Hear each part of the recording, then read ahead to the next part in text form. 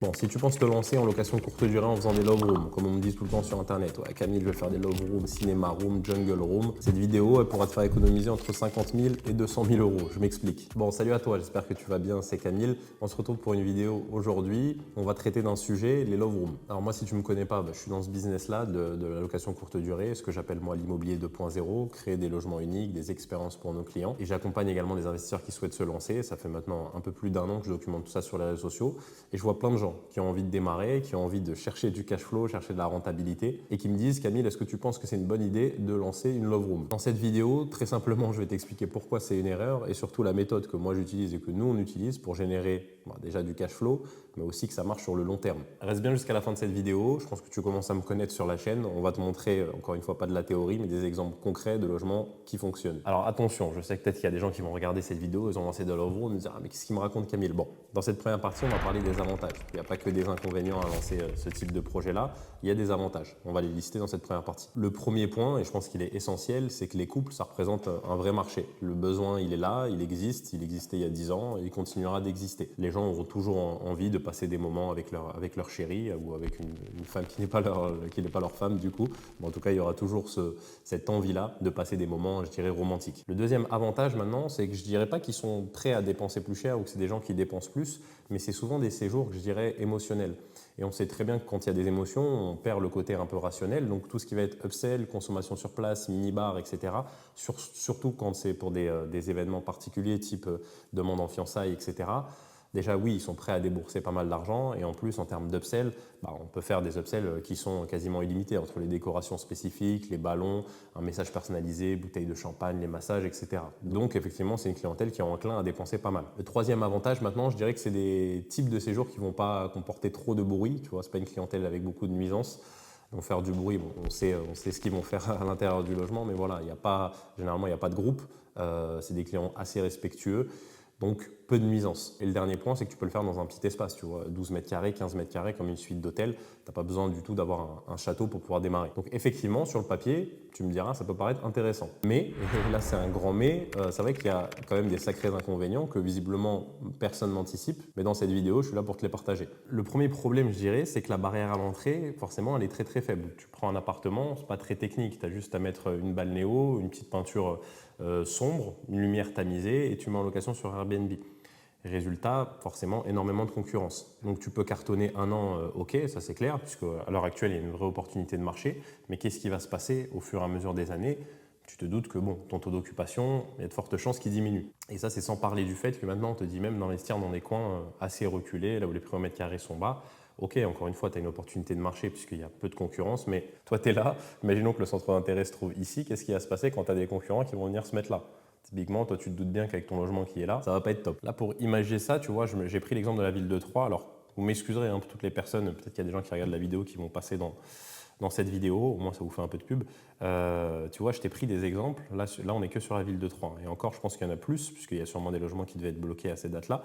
Mais regarde, tu vois, des logements qui sont sur cette thématique-là, clairement, tu en as plein. Là, c'est déjà intéressant, on va aborder ça dans la suite, mais on a déjà, effectivement, là, on voit qu'on est dans le thème un peu love, mais avec quelque chose de moins niché. Ça, c'est intéressant, on en reparlera par la suite. Le deuxième problème, je dirais, c'est que tu ne vas pas toucher l'intégralité des couples, en fait. C'est souvent ultra niché, ces logements-là, ces love rooms-là, et tu vas toucher qu'une partie des couples, parce qu'il y a plein de couples, et moi, j'en fais partie avec ma femme, tu vois, je ne serais pas client des logements là, que je t'ai montré là. Et clairement, il n'y a pas tous les couples qui sont à l'aise, je dirais, avec ce genre de concept-là. Il y a des couples qui souhaitent aller juste dans quelque chose de premium, avec certains équipements, mais pas forcément dans des logements qui sont dark, qui sont assez sombres. Voilà, je vais pas, mais tu vois ce que je veux dire, je pense. Troisième problème, maintenant, ça va être la réglementation. Forcément, ça, encore une fois, il y a peu de gens qui en parlent, et c'est d'ailleurs pour ça qu'il y a beaucoup de gens qui vont te conseiller d'aller dans des petites villes là où ça ne réglemente pas. Mais si tu as fait ce concept et que dans 1 an, 2 ans ou 3 ans, il y a un changement de réglementation, tu te retrouves avec un logement qui a des peintures noires, une baignoire balnéo, etc., enfin un aménagement bien spécifique,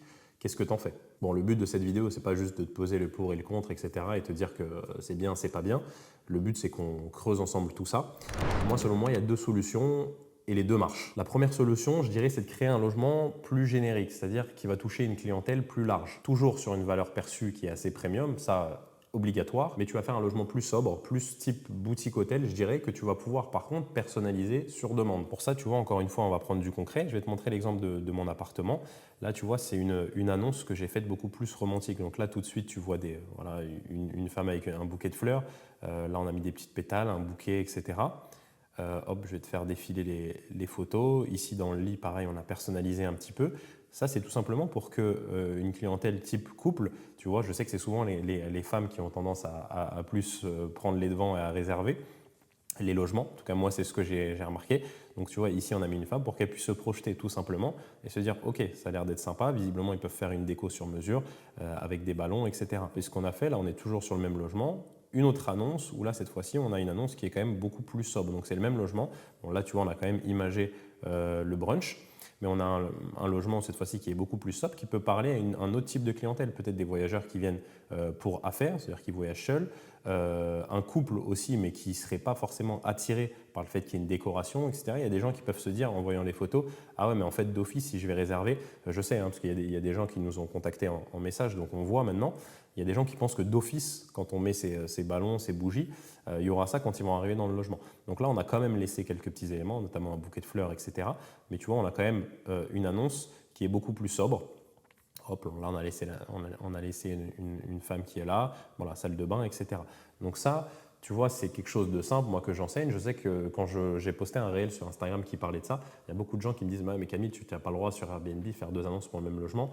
Écoute, moi, ça fait maintenant, je pense, 3 ans que j'ai 2 annonces par logement. Alors, il y a des subtilités, forcément, sur Channel Manager, etc., il faut paramétrer. Mais déjà, ça te permet d'avoir, tu vois, tu as un logement, un investissement, mais tu peux toucher une clientèle qui est beaucoup plus large. Là, un autre projet, rien à voir, mais moi, tu me connais sur cette chaîne, je passe au moins 1 heure et demie par jour à chercher et maintenant, Booking, Airbnb, surtout sur Instagram, me propose énormément de projets. Je suis tombé sur ce projet-là, je me suis dit, même si c'est un peu hors cadre de la vidéo, je voulais te le partager parce qu'il est incroyable. Bon, c'est un hôtel. Moi, je ne me limite pas, hein, même dans des trucs bon, là, on est sur un projet, c'est un hôtel, donc ça vaut je ne sais pas combien. Mais j'ai trouvé ça formidable d'avoir, tu vois, une petite maison de ville comme ça. Je ne sais pas, 30, 40 mètres carrés intérieur. Et l'espace extérieur, je l'ai trouvé vraiment formidable. Regarde, je vais te faire apparaître une photo.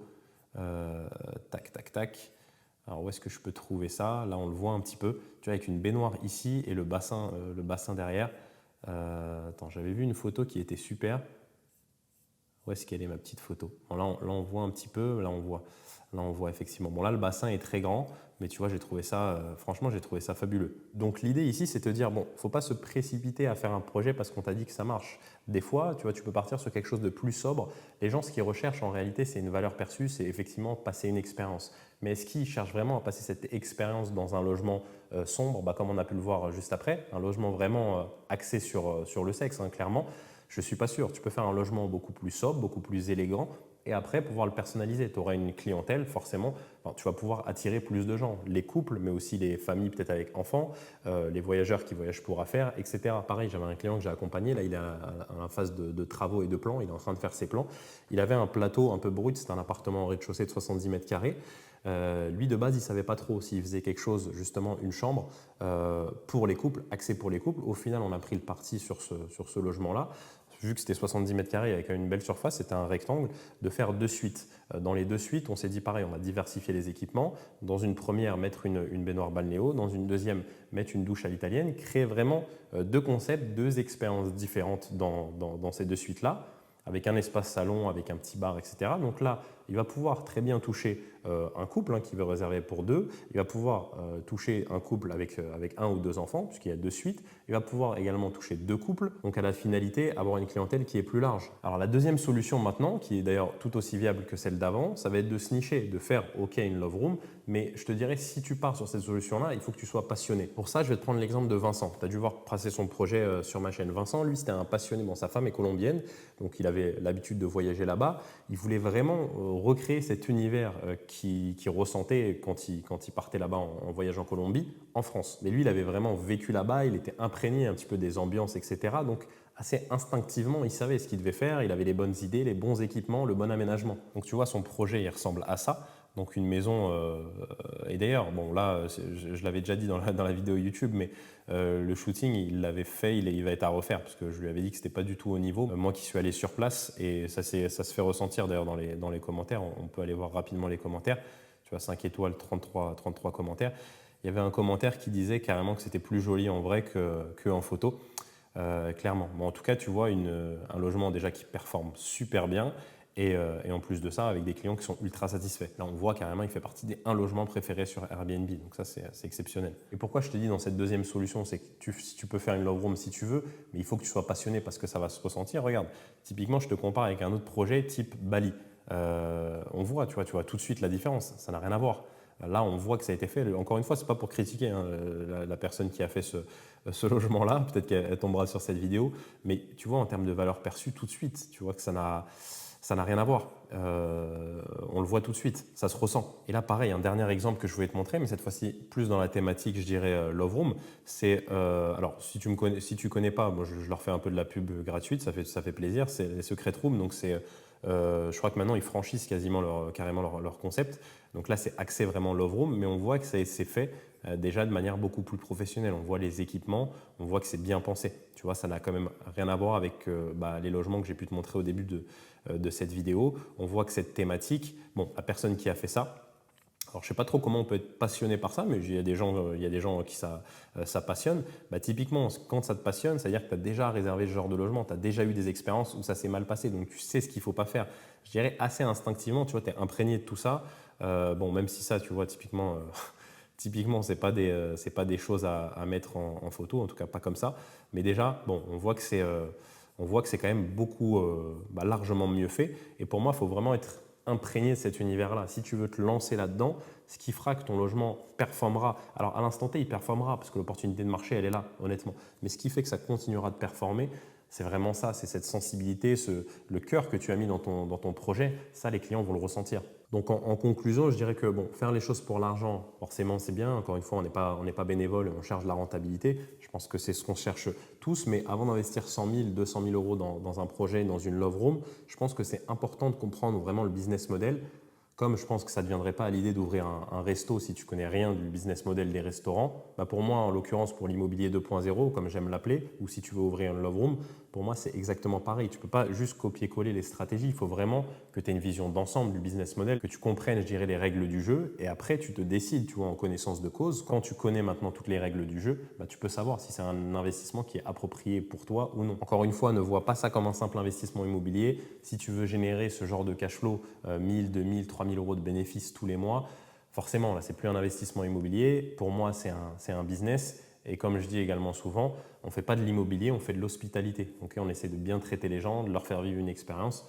Donc tout ça, c'est des critères que tu dois comprendre avant de démarrer. C'est pas juste, allez, j'ouvre une love room parce que le voisin m'a dit que ça marchait bien, tu vois. Ça marche pas comme ça. Voilà, j'espère avoir été clair. Encore une fois, l'idée, c'est pas de te dénigrer ces love rooms si toi, tu as investi là-dedans. C'est pas du tout une critique, mais je pense que c'est important parce que je reçois tellement de messages sur Instagram. D'ailleurs, n'hésite pas à venir si tu as des questions, tu viens sur Instagram. Mais je reçois trop de messages. Camille, qu'est-ce que tu en penses des love rooms, des cinéma rooms, etc. Là, je me suis axé sur les love rooms, mais tu comprends que la philosophie, là, ce que je te partage, c'est pareil pour les jungle rooms, les cinéma rooms, etc. Tu vois. Si tu vas te nicher dans quelque chose, fais-le en connaissance de cause. C'est très important.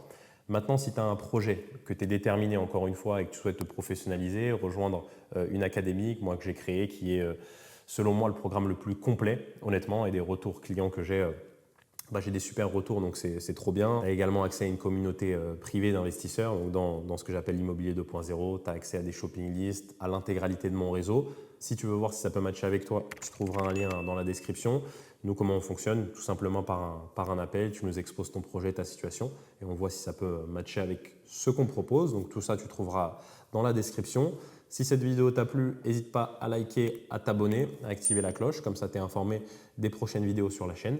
Je te souhaite peut-être de bonnes vacances. Je ne sais pas si tu es en vacances. Moi, je pars demain. D'ailleurs, je pars au Portugal un petit peu. Et puis voilà, je te souhaite plein de bonnes choses, plein de réussite dans tes projets immobiliers, dans ta vie. Et je te dis à très vite sur une prochaine vidéo. Ciao, ciao.